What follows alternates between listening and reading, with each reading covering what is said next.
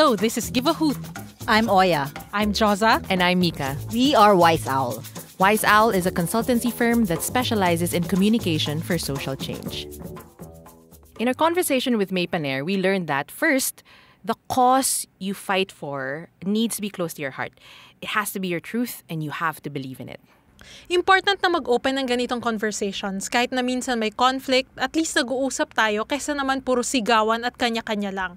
Mahalaga na may platform for meaningful conversations. In terms of execution, we also learned the importance of timing, coordinating if you're working with a group, no? And also to parang choose a format that can be easily replicated by others so that it spreads and the impact is greater. Yung kay Nash Theismans naman na episode, she talked about the need for accountability. Hindi lang yung kino-call out, pero pati yung nagko-call out. Lahat tayo may responsibilidad.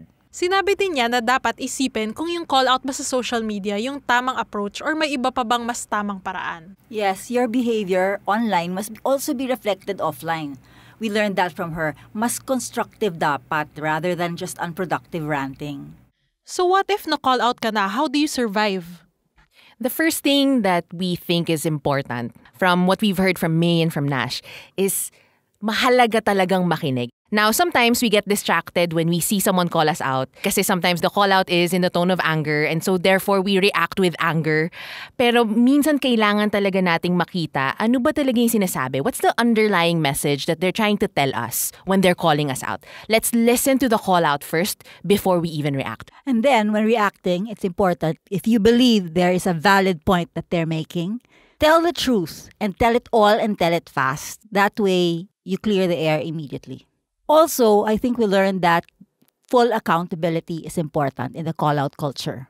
And by saying full accountability, you mean be honest?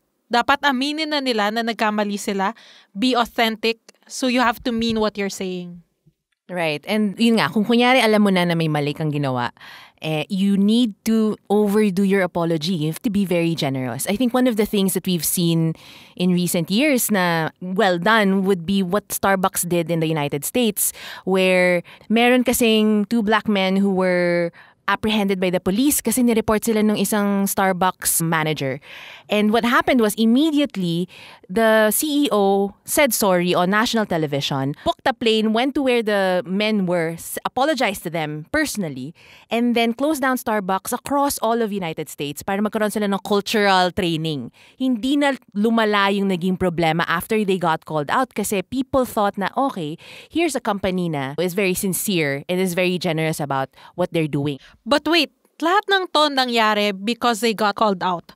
Pero what if hindi ka pa nako-call out? Ano yung preventive measures? Ideally, good behavior should be an integral part of your brand from the start. No, you have to be very, very clear about what you stand for, what your values are.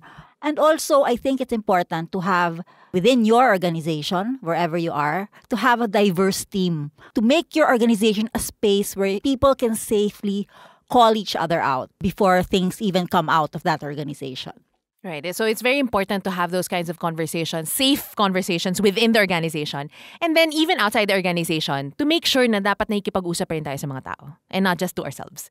One sure way to kind of really prevent this is to actually be open and to encourage dialogue with people. And it's a good preventive measure because you have a diverse team and you're free to call each other out. Nakakatch nyo na if you're doing things that might be offensive when you take that message out there. So mga kwago, when it comes to call-outs, we must listen. We should be honest. And we must be responsive. Thanks for listening to our third episode and thanks to the people who made this possible, specifically Puma Podcast, the Spark Project, and our backers. Shout out to Carl Javier, our producer, and Mark, our sound guy. You've been listening to Give a Hoot. I'm Oya. I'm Joza. And I'm Mika. Look for Wise Owl PH on Facebook, LinkedIn, Twitter, Medium. You can visit our website at wiseowl.ph. We'd love to hear from you. Send your feedback to hoot@wiseowl.ph. Use your voice. Give a hoot.